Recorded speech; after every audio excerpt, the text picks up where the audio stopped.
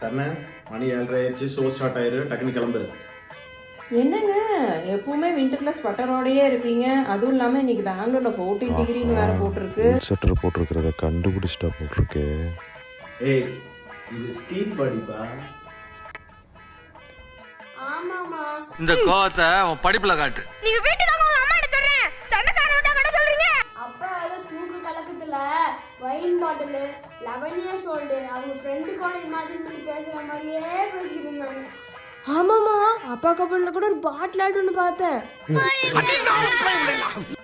என்னது பாட்டலா? என்ன நடக்குது?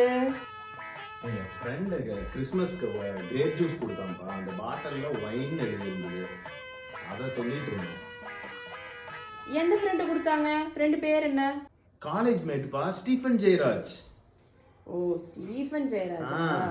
ஓ, பாட்டிலுக்குள்ள காதல், வீரம், சோகம், பைத்தியம், டிராஜடி இத்தனையும் வச்சிருக்கான்.